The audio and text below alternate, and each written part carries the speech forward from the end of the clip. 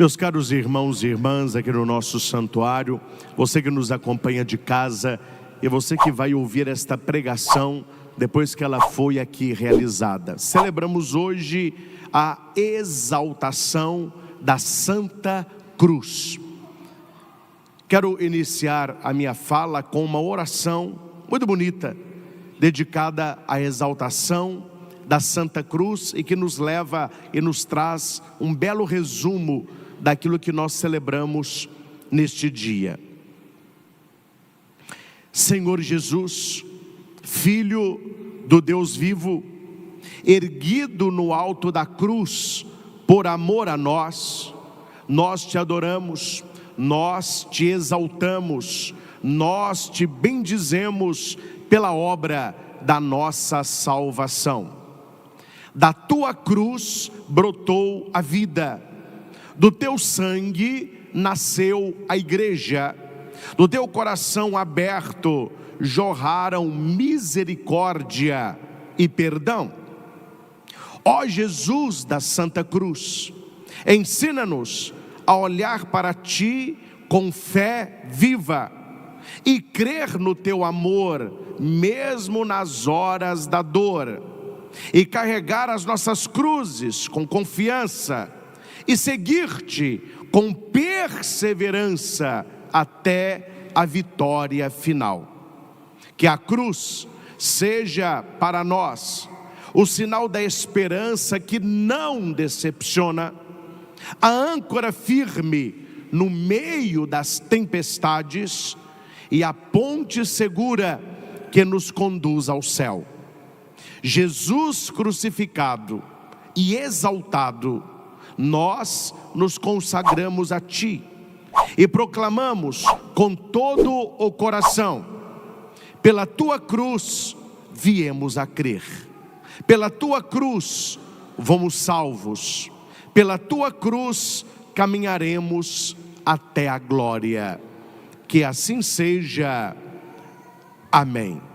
Nós te adoramos, Senhor Jesus Cristo, e vos bendizemos, porque pela vossa Santa Cruz remistes o mundo. Em nome do Pai, e do Filho, e do Espírito Santo. Amém.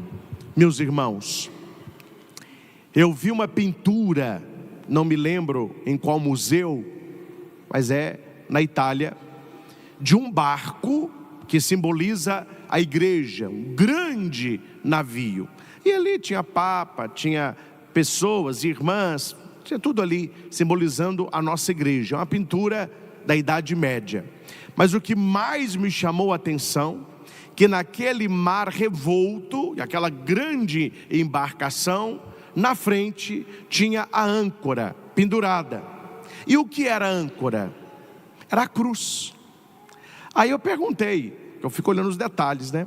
Perguntei para o guia, qual o simbolismo de uma cruz no lugar da âncora?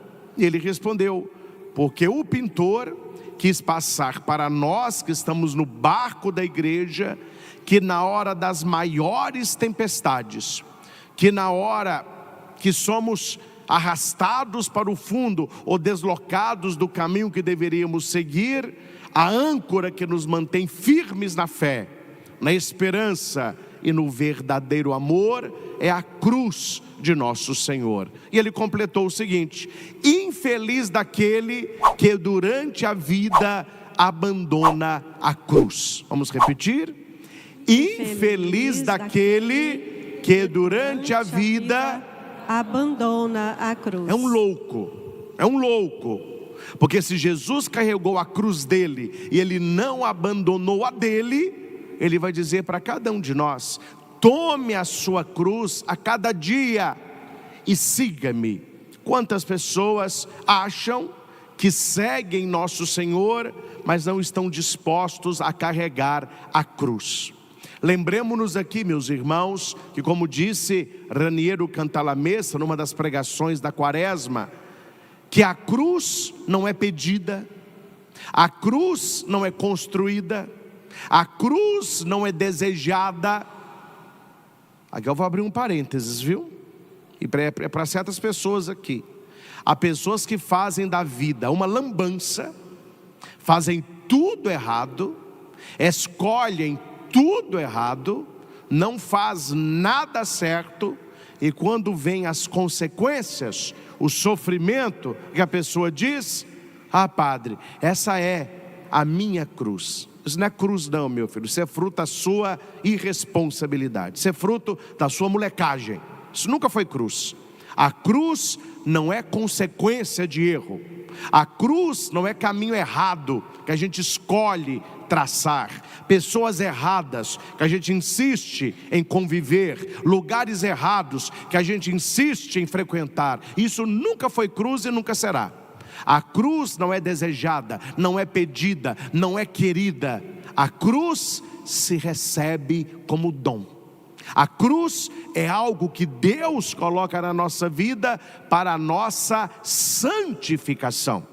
E a frase maior vem de Santa Teresa d'Ávila. Ela vai dizer que cada graça que ela pediu, Deus lhe concedeu uma cruz e por isso santa se tornou. Aqui, meus irmãos, precisamos entender de onde virá a nossa salvação e como não perder aquilo que já é nossa. Ninguém tem que fazer nada para ser salvo. Nós já somos salvos no sangue de Cristo. Com a morte de Cristo na cruz, Ele nos comprou a preço de sangue. Qual é a nossa missão? É não perder aquilo que Deus conquistou para nós. É não morrer eternamente falando. Quem gosta de ler Bíblia, leia quando Deus está conversando com Adão e passa para ele que ele não poderia comer do fruto proibido, senão ele morreria, e Adão passou também para Eva. Deus o chamou à vida. Adão e Eva não teve que fazer nada para estar no jardim do Éden, conhecido como paraíso, quer dizer, a harmonia com Deus, o equilíbrio com Deus, já eram deles, eles estavam ali. O que eles não podiam? É perder, e perderam, e perderam. A única coisa que Deus pediu para Adão e Eva é que eles não morressem. Falou: olha, eu os criei para a vida, mantenham-se vivos. Eu vou te dar um conselho: vocês podem comer do que vocês quiserem aqui, ó. Olha o tamanho disso aqui. Não coma desta árvore do bem e do mal. O dia que vocês comerem, vocês vão morrer. Resumindo, mantenham-se vivos. Hoje, mantenham-se salvos. Mantenham-se na salvação. Mantenham-se na chaga aberta do coração de Jesus. Aqui precisamos entender, meus irmãos, que a nossa salvação, ela passa pela nossa língua, pela nossa palavra. Que se você voltar novamente ao Gênesis. E por que, padre? O senhor está voltando tanto ao Gênesis? Porque a cruz de Cristo, ela substitui a árvore antiga. A madeira bendita do santo lenho substitui a madeira maldita da árvore onde a serpente ali estava. E se você preste atenção e sabe pegar o texto e adaptar na sua vida, você não vê aquela serpente, que é o demônio, correndo atrás de Eva. Você não vê Eva gritando e a serpente atrás. Não tem isso. Você não vê a serpente enrolada na perna de Eva. Também não tem isso. Você não vê a serpente picando Eva.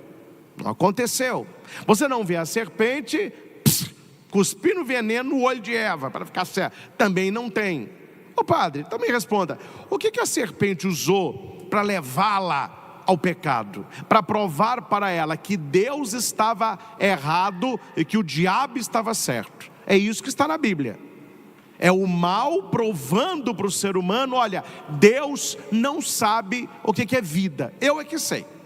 Deus mentiu, eu é que estou falando a verdade. E as pessoas hoje acreditam mais na fala do demônio do que na palavra de Deus.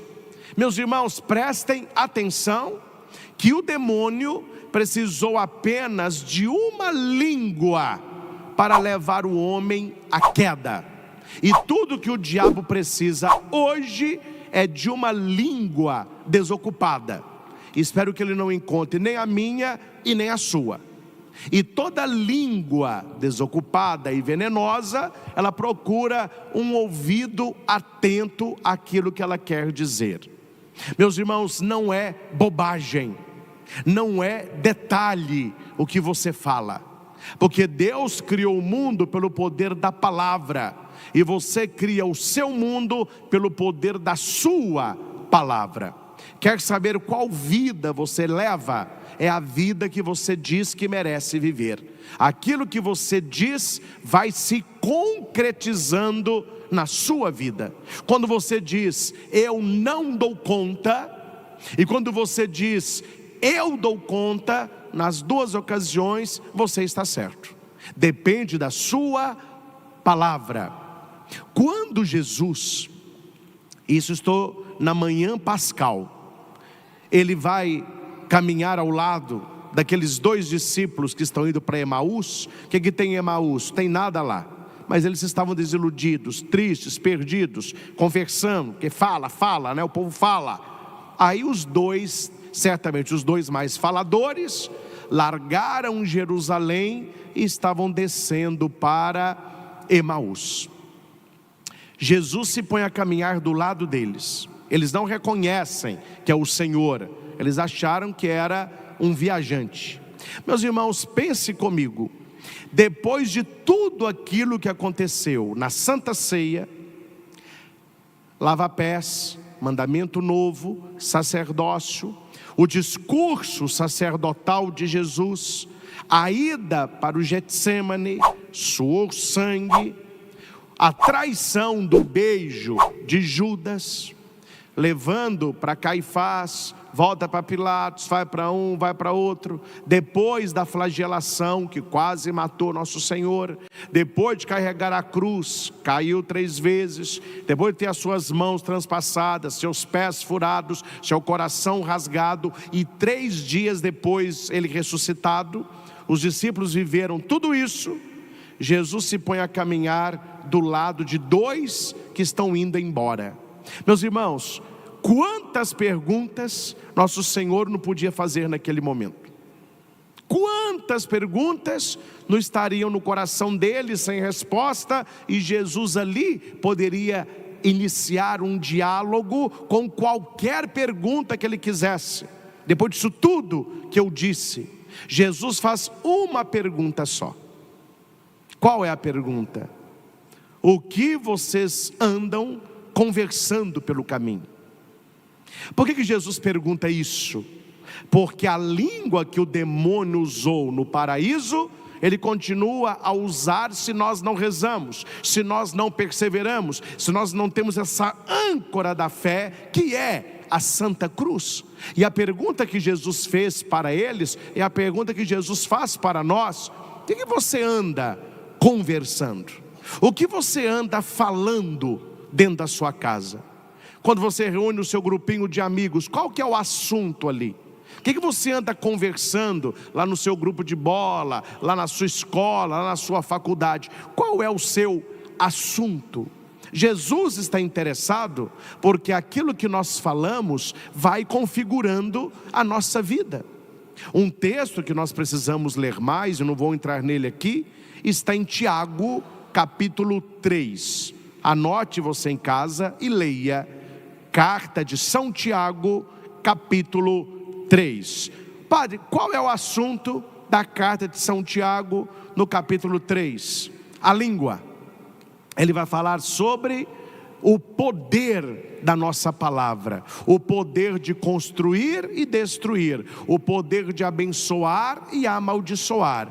E ele vai dizer na carta: olha, da mesma fonte não sai água salgada e água doce. Você tem que escolher que tipo de boca você tem. Se é uma boca maldita, se é uma boca bendita, se é uma boca de esgoto ou uma boca de manancial de graça. Não tem na mesma fonte 2 tipos de água. Como que vai ter na mesma fonte uma água de esgoto e uma água limpa saindo do mesmo cano? Como que você consegue fazer isso aí? Se fizer, você me mostra. Como que sai do mesmo cano uma água de esgoto e uma água limpa? Por isso que São Tiago vai dizer: cuidado com o que sai da sua boca, porque não tem uma boca mais ou menos santa, ou uma boca mais ou menos de Deus. E aqui, eu não estou falando de casos, esses casinhos que a gente conta, piadinha, não é isso que a Bíblia está falando. A Bíblia está falando de uma boca que abençoa na graça e na misericórdia, ou uma boca que amaldiçoa no veneno do próprio mal. Não vou contar onde nem quando, né? Mas num lugar, né, que eu já estive, tinha uma mulher com uma língua venenosa. E ela ficava indo e trazendo, espalhava fofoca num, espalhava fofoca no outro. Era a tal da leve trás, E teve um encontro que tinha café. Então tinha um refeitório. Eu estava no salão, terminou ali mais uma palestra, o pessoal foi para o refeitório. Algumas pessoas vieram até mim, então eu agarrei um pouco antes de tomar café. Quando eu consegui ir para o refeitório, esta estava saindo do refeitório. Quando ela me viu, ela já veio. Padre Christian, cuidado quando o senhor vai entrar no refeitório. A caninana e a jararaca estão brigando lá dentro. Eu falei: exatamente. E a coral dando notícia aqui fora. É cobra lá dentro, é cobra aqui fora. Tem até uma brincadeira, meus irmãos, que conforme o que a pessoa fala, o outro diz assim: limpa aqui, ó. Aí você fala assim: mas limpa de quê? O veneno. Vocês já escutaram isso? E Deus falou: ó, cuidado para não morder na língua, hein? Se você morder na língua, você morre. Tem até um ditado medieval e que chegou até nós um pouco mudado, mas era mais ou menos assim: quando você morrer, meu filho, tem que ter 2 caixões, um para o corpo e um para a língua, porque o do corpo haverá de subir, mas a língua só caberá no inferno. Isso é um ditado. Quer dizer, a pessoa tem uma língua tão negativa, tão venenosa, que parece-me que esta língua não é usada por Deus, é uma língua usada pelo mal. E falando tudo isso sobre a língua, para chegar na primeira leitura da missa. O povo de Deus saiu do Egito e estava indo para a terra prometida. Qual foi o erro dessas pessoas? E o erro chamou para elas serpentes venenosas. No grego, são serpentes incandescentes. É como se a serpente pegasse fogo, porque esse fogo é o fogo, ou é o fogo do inferno, ou é o fogo da adoração a Deus. Porque os querubins, eles pegam fogo. Aí aquele fogo é o fogo do amor de Deus. O inferno também tem fogo, mas não é o fogo de Deus. Então aquelas serpentes fumegantes foram e começaram a picar as pessoas. E as pessoas começaram a morrer. E elas intercederam a Moisés. Moisés apresenta a questão a Deus, e Deus manda fazer uma imagem de uma serpente de bronze para colocar no alto da haste. E Deus disse para Moisés: diga para o povo que quando eles forem picados, basta olhar para a serpente e eles serão curados. E assim foi. Só um pequeno parênteses: quando alguém citar para você aquele texto também do Êxodo, que não se pode fazer imagem de nada, você vai falar para a pessoa: que interessante, o Deus que diz que não pode é o Deus que manda fazer. Porque no livro dos Números, ele manda fazer uma serpente de bronze, e a pessoa que olha para a serpente, ela é curada. Quando Moisés intercede a Deus, Deus poderia ter ouvido a oração de Moisés sem mediação. Sem mediação. Moisés elevava a prece, e Deus poderia ter dito: para que o povo aprenda que não se reclama da graça, que não se questiona as ações do alto, e para aprender a ter uma língua mais santa, é que essas cobras foram enviadas. Mas pela tua intercessão, eu tirarei este castigo. E a serpente se foi embora. Deus não precisava de uma mediação. O que Deus ele faz? Faça uma serpente de bronze. Faça a imagem de uma serpente e coloque na haste. Aquele que for picado não tem que rezar a mim, não tem que clamar a mim. Olhe para a serpente. Interessante. O que Deus mandou fazer uma serpente e não mandou fazer um outro animal? Porque a serpente remonta ao Éden, ao demônio, a primeira serpente astuta que levou Eva pelos lábios e que colocou nela o pior veneno que existe, que é o veneno do pecado. Deus está mudando o significado da serpente, tirando dela a maldição e colocando ali a cura. Por quê? Por quê? Por quê, meus irmãos? Porque o antídoto está escondido no veneno. Para você combater veneno, você tem que injetar o veneno, tirar do cavalo os anticorpos. No Oriente é na ovelha, trabalhar o soro, e quando uma pessoa é picada por uma serpente, eles vão colocar o antídoto, que é tirado do mesmo veneno. Então Deus, colocando essa serpente, Ele está mostrando que a cura está no veneno. É por isso que Jesus, quando João o aponta, ele vai dizer: eis o Cordeiro de Deus. Ele traz o antídoto, no sangue dele está o antídoto. Eis o Cordeiro de Deus, eis aquele que tira o pecado do mundo. O pecado que corre pelas suas veias, o antídoto está no sangue de Cristo, que será elevado na cruz. E aquele que tomar posse do sangue de Cristo será curado. Esta é a virada que a Bíblia nos traz. Mas a pergunta que ficou é: por que essas cobras, essas serpentes foram e começaram a picar o povo de Deus? Por causa do mau uso da língua. Reclamação. Cuidado, viu, meus irmãos? A pessoa que reclama demais terá mais motivos para reclamar, porque a vida desta pessoa não melhora e ela não vê. Ela reclama e reclama e reclama. Quanto mais ela reclama, mais motivos para ela reclamar ela terá, porque reclamação clama por reclamação.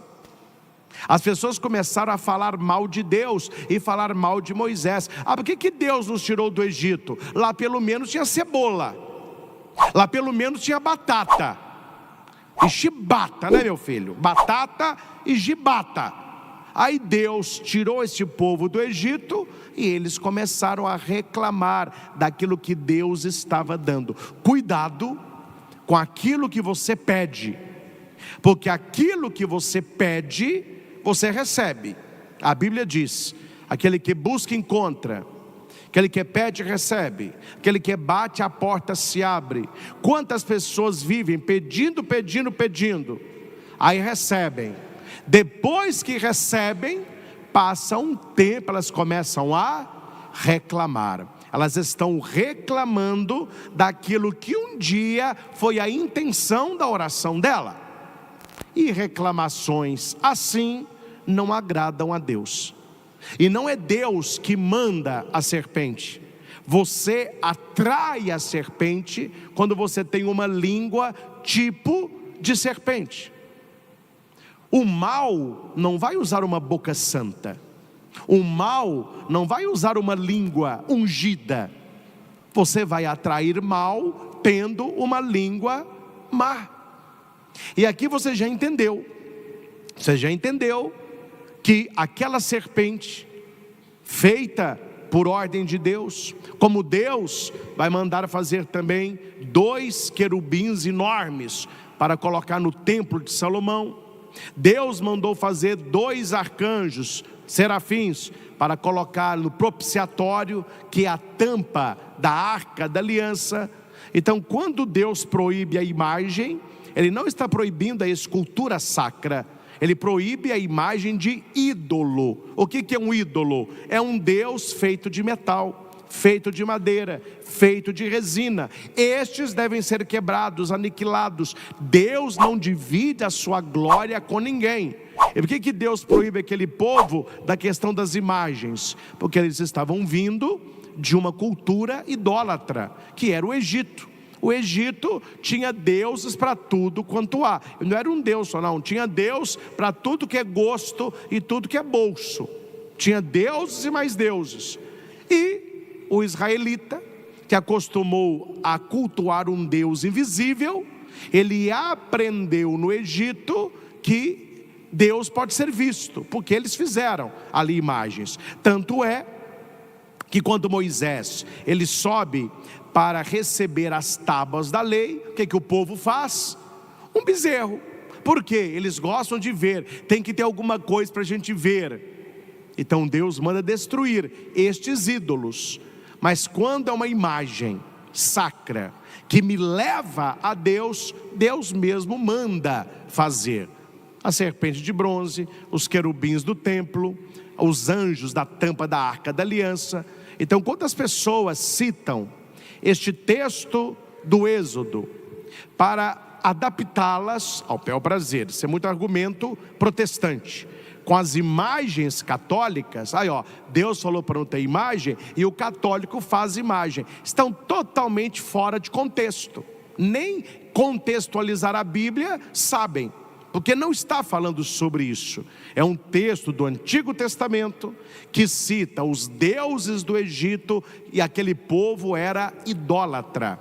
Porque você que frequenta igreja, você que vai à missa, você que já fez catequese, você que leu o catecismo, você que estuda a Bíblia, você que escuta a homilia de padre, quando foi que na igreja aconteceu uma pregação sequer, nesses 2000 anos de história, onde alguma imagem de santo foi apresentada aos senhores como substituto de Deus, como se fosse o próprio Deus, como se fosse a divindade? Não há discurso deste lugar algum.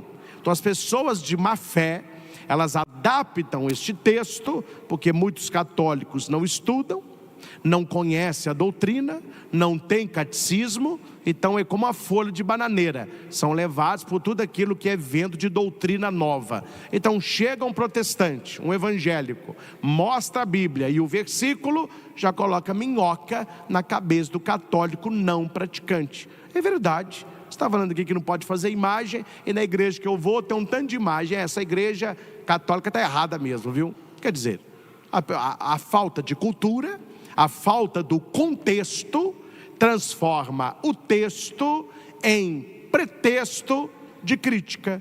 Então nós precisamos conhecer o contexto. E qual é o contexto da serpente de bronze no alto da haste? Pensem comigo, meus irmãos. Deus precisa de uma serpente de bronze para curar o seu povo? Deus precisa de um objeto de metal para curar aqueles que eram picados? Lógico que não. Mas por quê que Deus pede e ordena a Moisés que se faça isso? Porque Ele está apontando para a redenção final. Aquelas pessoas que eram picadas estavam preocupadas com o veneno que corria na corrente sanguínea, o veneno da serpente. Deus está de olho em outro tipo de veneno que nem todo mundo se preocupa: o veneno do pecado, que também corre nas nossas veias. E levantando aquela serpente, Ele está mostrando que se levantará da mesma forma alguém que tirará não apenas o veneno do sangue, mas aquilo que nós perdemos com ele, a nossa salvação. E no evangelho que nós escutamos, Jesus, ele volta a este texto. Ele vai explicar por que Deus ordenou a serpente. Jesus disse no Evangelho: assim como Moisés levantou a serpente de bronze no deserto, o Filho do Homem seja também levantado, para todo aquele que crer nele seja salvo. Porque Deus não enviou o seu Filho ao mundo para condenar o mundo, mas para salvar o mundo. Todo aquele que nele crê não ficará confundido. Cuidado, meus irmãos, porque há pessoas que equiparam os dois textos. Eu vou dizer para você que o primeiro texto é mais fácil, porque o primeiro texto é assim: você foi picado, é só olhar. Ai, olhei, estou curado. Jesus não disse no segundo texto que quando ele for levantado, aquele que o olhar será salvo. Não, Jesus dá um pulo, um salto. Ele vai dizer: aquele que contemplar o que foi levantado e crer no Filho do Homem, esse será salvo. O que Deus está pedindo a cada um de nós para que sejamos salvos? Fé. Precisamos ter fé em Jesus Cristo. Precisamos olhar para a Santa Cruz e não contemplar ali um objeto de morte, mas um objeto de salvação, a âncora da nossa fé. É como se a cruz fosse o trampolim para a vida eterna. O trampolim nos joga, a cruz nos eleva. Para o grego é escândalo, para o judeu é loucura, vai dizer Paulo, mas para nós, os salvos, é força de Deus, é sabedoria de Deus. Por isso nós temos o belo costume católico de trazer o crucifixo, talvez no peito, um anel, no terço, nos túmulos, no alto da igreja, na sala da sua casa. E aqui, meus irmãos, tem muita gente nos assistindo, acompanhando. Você vai, os que estão assistindo essa pregação depois e os que estão aqui. É importante que nós tenhamos uma atenção redobrada para que as pessoas que trazem uma cruzinha no peito, isso é muito bom, é bonito, peça para abençoar, mas que você não traga a cruz sem Cristo, porque o católico ele usa o crucifixo, é o Cristo fixo na cruz, tem que ter a imagem de nosso Senhor. E se alguém disser a você, porque também má fé, que eu não acredito que é uma pessoa com uma inteligência tão limitada, estou sendo assim, educado para não ser processado. Uma pessoa que tem uma inteligência tão limitada, que ache que esta imagem é Jesus pregado ali. Tem que ter uma inteligência muito limitada para não saber que isso aqui é uma imagem. Ah, porque a igreja católica acredita no Cristo morto. Você vai na igreja, ele está pregado na cruz. Eu não acredito que uma pessoa desta, uma inteligência tão limitada, para não entender que isso aqui é uma imagem, uma lembrança, uma foto.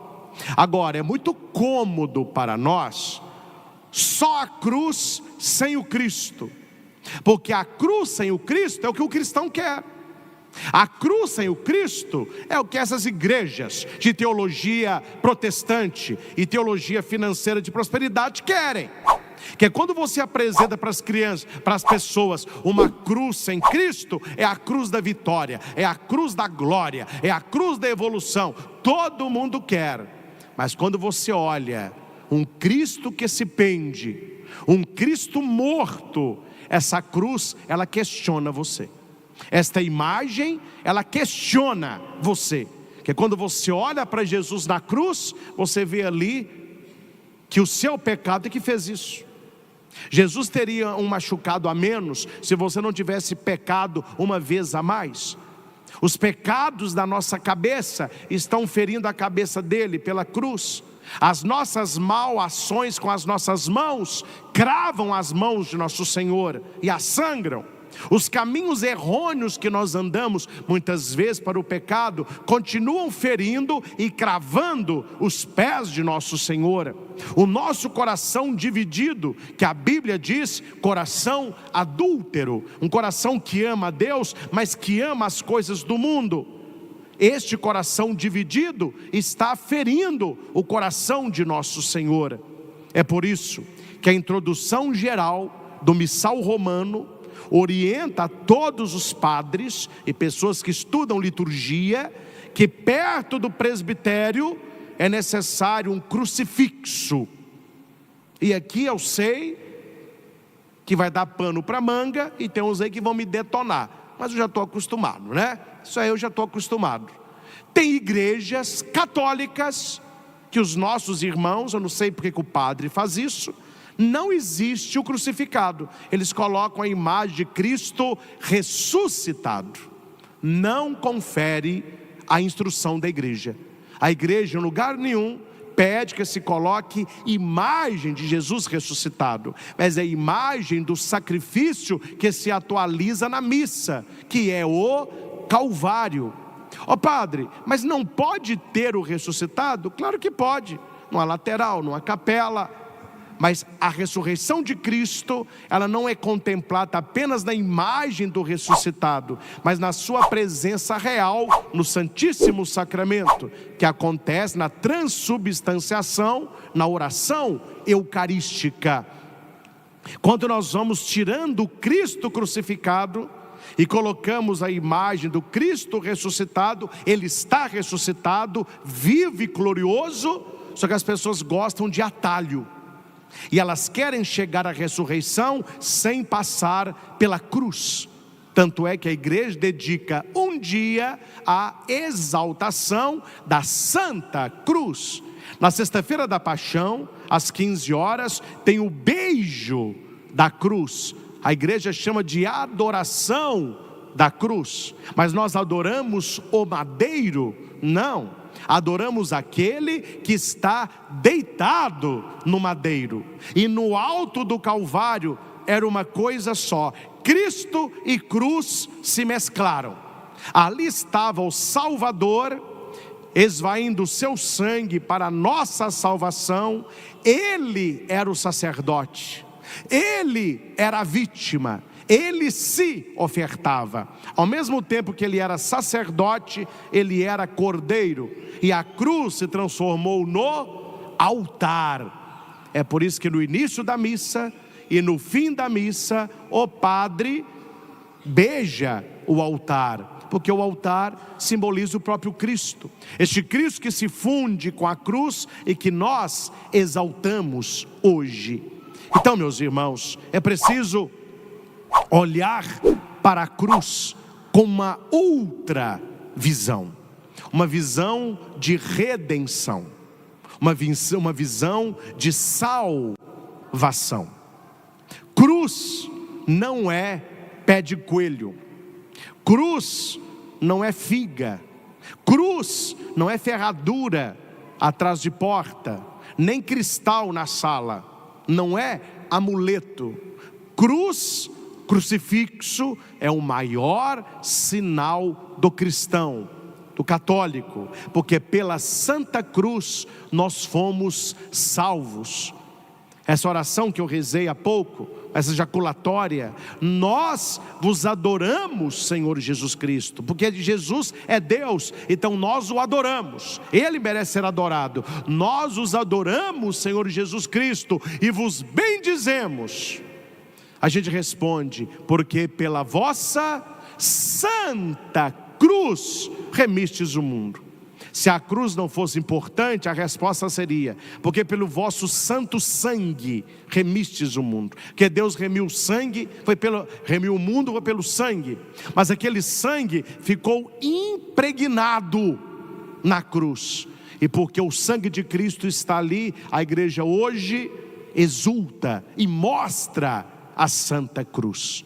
Nós temos um grande dever de agradecimento a Santa Helena, mãe do imperador Constantino. Foi ela grande devota da Santa Cruz, que no século IV foi até a Terra Santa para encontrar o madeiro da cruz. E ela fez todo o caminho que Jesus percorreu, começando em Belém. E onde Santa Helena passava, ela edificava uma igreja, uma basílica, para marcar o lugar onde Jesus ali esteve. Então hoje, quem vai na Terra Santa e visita tantas igrejas, foi na época de Santa Helena, até que ela chegou perto do Monte da Caveira, porque a gente vê um monte de frente, um monte visto de trás, é um rosto perfeito de uma caveira deitada, com a boca aberta, 2 olhos, a boca, é uma caveira perfeita. E você fala, o Monte da Caveira, por isso Calvário, ou Gólgota, né? E alguém disse para ela, onde Jesus tinha sido sepultado, já existia um culto neste lugar. Ela edifica então a Basílica do Santo Sepulcro. A pedra onde foi lavado o corpo de Jesus, até hoje está lá. Você pode tocar, você pode rezar, você pode beijar, uma emoção única, não é? Santa Helena que deixou isso. Santa Helena que deixou isso. E ela contratou, imagina que a gente não conhece, né? Nós estamos muito longe disso aí, lá do século IV. Mas imperador não é rei, meu filho. Rei é bem menos que imperador. O imperador, ele é chefe de um império. Ele manda em vários reinos onde ele é maior. E o imperador tinha um poder que quase ninguém conhecia. A vontade do imperador era soberana. Imagina a mãe do imperador. Uma mãe viva que viaja. Cara, ela não viajou em cima de um camelo com 4 soldados. Dizem os escritos que quando Helena chegou em Jerusalém, a marcha das pessoas que acompanhavam, dos cavalos, etc., tremia as ruas de Jerusalém. Todos ficaram impressionados com o poder daquela mulher, porque ela era mãe do imperador, e aquela que foi com vida deveria voltar sã e salva, porque nem todos gostavam do império. E ela contratou arqueólogos da Terra Santa que sabiam, por tradição, aonde a cruz de Cristo estava. E eles começaram, estou resumindo muito, gente, não dá tempo aqui de uma aula de história, né? Eles começaram as escavações. Aí alguém gritou, cruzes! Acharam uma cruz. Santa Helena foi. Enquanto eles estavam tirando uma, alguém gritou, cruzes! Acharam outra, correram lá. Enquanto desenterravam essa, cruzes! 3 cruzes. Como saber qual era a de Cristo? E os arqueólogos disseram, segundo a tradição, 3 foram os crucificados. Jesus, de um lado bom, de outro o mau ladrão. Tirados os corpos da cruz, o madeiro era enterrado perto do lugar da crucificação. Então essas 3 cruzes certamente são os 3 crucificados. Mas qual seria a cruz redentora? Foi aí que havia um monge, um frei, um religioso, que citou a Escritura, que na cruz de Cristo nós fomos curados, que a cruz de Cristo levou a nossa enfermidade. Então ele teve uma ideia, tragam doentes, para que toquem na cruz. Trouxeram os doentes queriam tocar. A primeira cruz que os doentes tocaram, a tradição fala de 2, 3, não se sabe o número, mas as pessoas tocavam na cruz, elas ficavam secas e morriam, ali mesmo. Santa Helena disse, enterra, destrua, esta é a cruz maldita, é a cruz do mau ladrão, que blasfemava contra o Filho de Deus. Essa cruz ela foi aniquilada, destruída. Tinha uma outra cruz, os doentes tocavam e não morriam, mas não eram curados também não, permaneciam. O monge disse: é a cruz do bom ladrão, que conversou com Cristo e alcançou o paraíso. Quando eles tocaram na cruz, que estava no centro, as pessoas sentiam paz, alguns doentes eram curados, as pessoas tinham êxtase espiritual, muitas caíram de repouso. Santa Helena disse: Crucis Christus, esta é a cruz de Cristo. E ela trouxe esta cruz para Roma, que era a sede do império. Um pedaço ficou em Jerusalém, um outro pedaço grande foi mandado para Constantinopla, que era também a sede da época religiosa, e o maior pedaço ficou em Roma, e ela ficou depois no museu da Basílica de Constantino. Ele levantou a Basílica Constantiniana, que era a Basílica de São Pedro, e essa basílica caiu, o transepto dela caiu, ela inclinou, caiu. E onde foi construída a Basílica de São Pedro?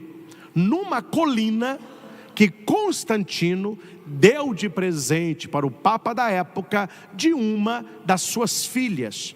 Ele tinha filhos e filhas, então Roma era dividida e cada filha dele, filho, tinha um pedaço.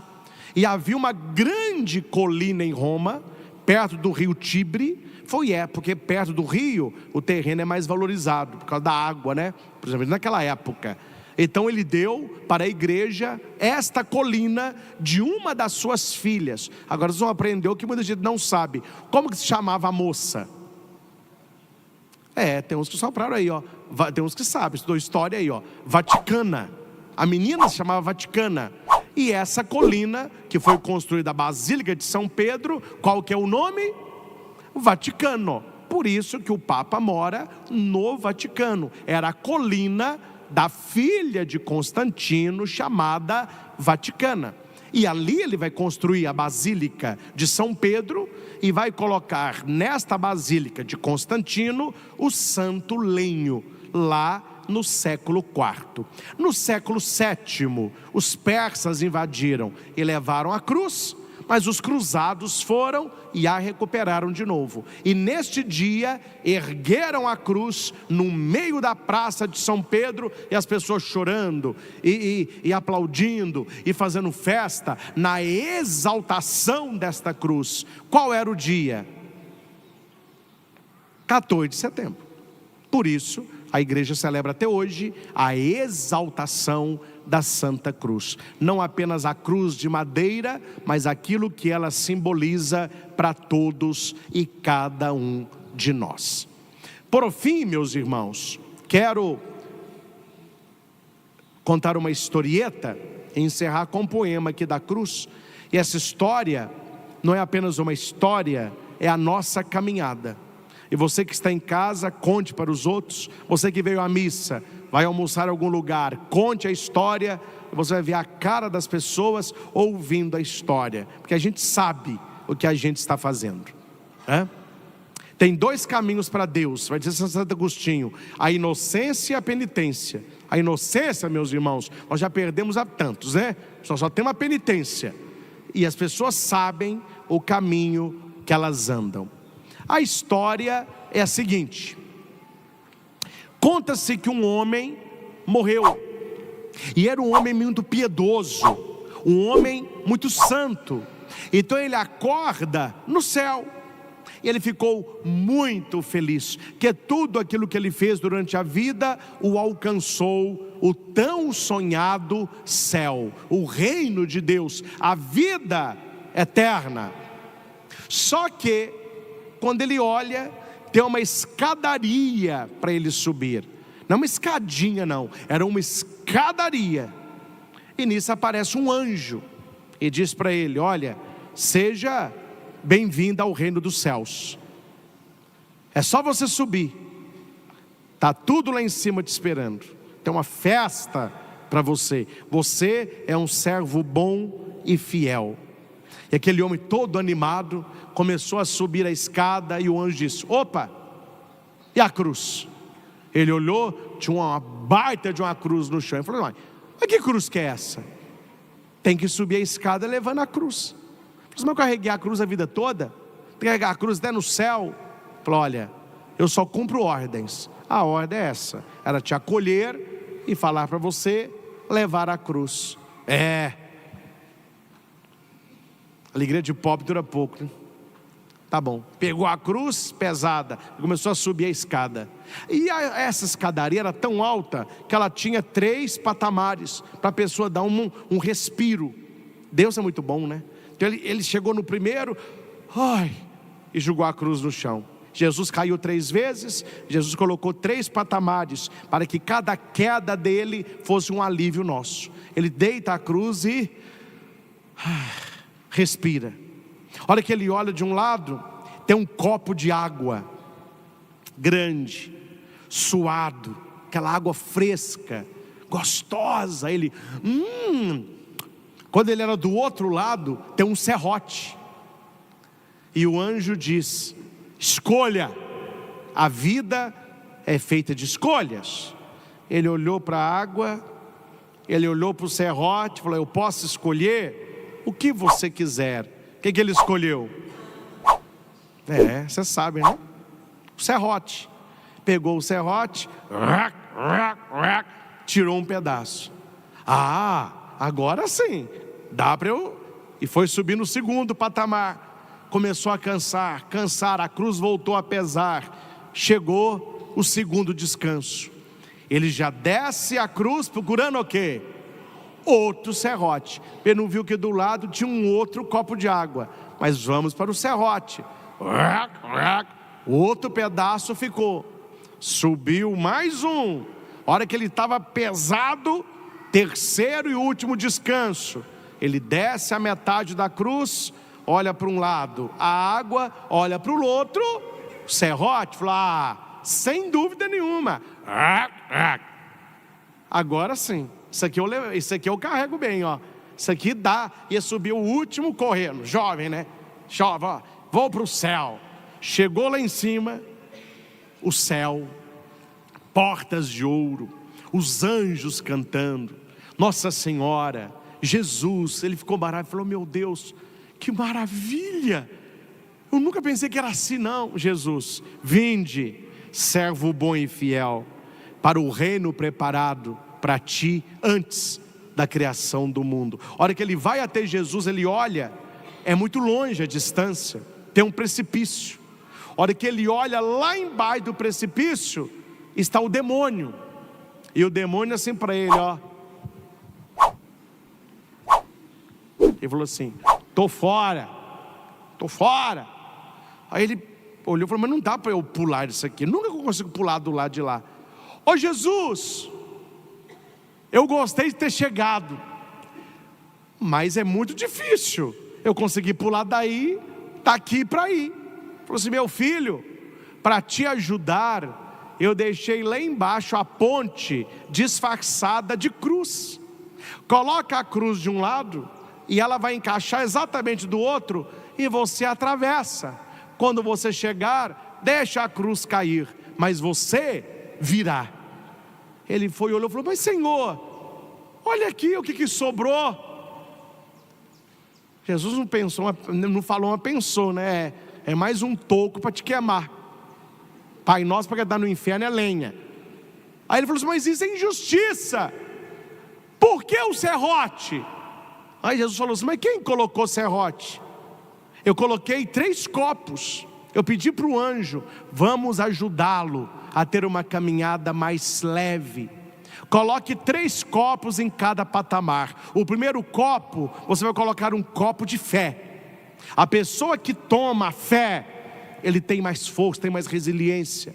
A cruz vai continuar pesada. Coloque o segundo copo cheio de esperança, a virtude teologal da esperança. Aquele que espera novo céu e nova terra, carrega a cruz. E a hora que ele estiver cansado, com o ombro ferido e sem força, eu coloquei o terceiro copo, que é o copo da caridade, do amor de Deus. Aquele que ama a Deus tem um coração em Deus, e onde o coração está, o corpo chega. É para te fortalecer. Mas o dia que eu coloquei os 3 copos, o diabo disse assim: está muito fácil isso aí, o ser humano vai ter escolha, não? Porque se só tem a escolha do amor, da esperança e da fé, que vantagem tem ele entrar para o céu?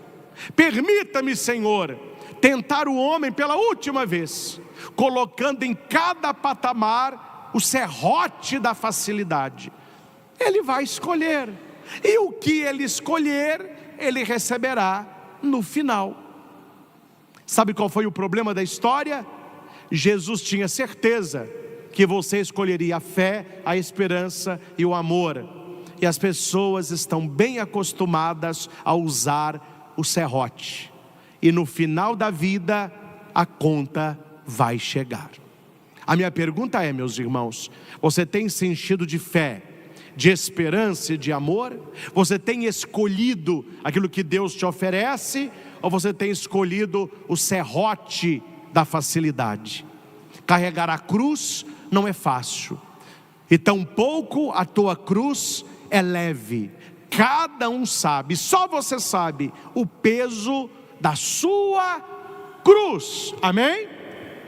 Quem sabe o peso da minha cruz? Ninguém. Por quê, padre? Só eu que carrego. Quem sabe o peso da sua cruz? Ninguém, só você que carrega. Mas Jesus sabe, Jesus sonda o nosso coração e Ele nos acompanha. E durante, meus irmãos, essas nossas quedas, essas nossas paradas, coloque sempre o teu olhar naquilo que Deus coloca na sua vida. Sempre haverá fé, esperança e amor para aquele que busca o céu. Mas como dizia a minha avó, já falecida, onde Deus coloca as mãos, o diabo coloca o rabo. Onde Deus colocou a fé, a esperança e o amor, o diabo colocou o serrote da facilidade. Ele sabe que o ser humano não gosta de cruz. E quantos estão cortando, serrando, eliminando a sua cruz? E a pessoa não sabe que a cruz é a ponte que você vai usar para chegar no abraço de nosso Senhor. A cruz não deve ser ridicularizada, ela deve ser exaltada. Por isso, exaltação da Santa Cruz. Quero encerrar lendo um poema que vai estar no meu próximo livro, Palavras de Verdade. Não sei se o nome vai ser esse, mas é um livro de pregações. Eu peguei as minhas melhores pregações, o pessoal mais gosta, e transformei em texto. Estou fazendo ainda. Quero pelo menos umas 70 pregações.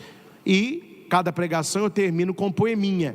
E este aqui é o poema da Santa Cruz, que vem depois, né, de um escrito muito bonito a respeito de olhar para a cruz, de crer no crucificado. O poema eu coloquei o nome Cruz Exaltada. Cruz Exaltada. No deserto ardente, o povo murmurava, e a serpente de bronze erguida salvava. Era um sinal, um anúncio, um caminho, apontando ao Cordeiro o amor divino. No alto da cruz, Jesus foi suspenso, não só para ser visto, mas para ser crido imenso. Ali o pecado foi esmagado, vencido. O madeiro maldito se fez bendito. Olhar é pouco, é preciso aderir. Crer é entregar-se, deixar-se conduzir. Quem crê no crucificado encontra sentido, e do lenho brota vida, amor redimido. A cruz é trono, é vitória, é glória, é o selo de Deus na nossa história. Nela o amor se fez loucura e poder, escândalo para o mundo, mas graça para viver. Ó cruz bendita, escola do amor, gosto disso, escola do amor, mostra-nos o rosto do Salvador.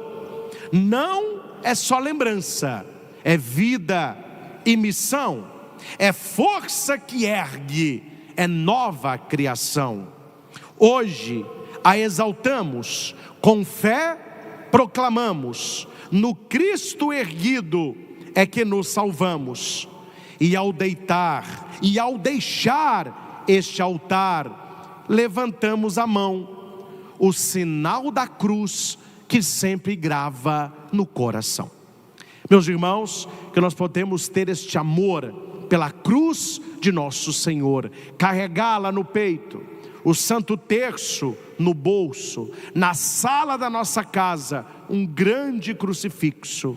Nós cremos em Jesus Cristo, cremos na sua redenção e cremos na cruz bendita, porque dela é que nos vem o próprio céu.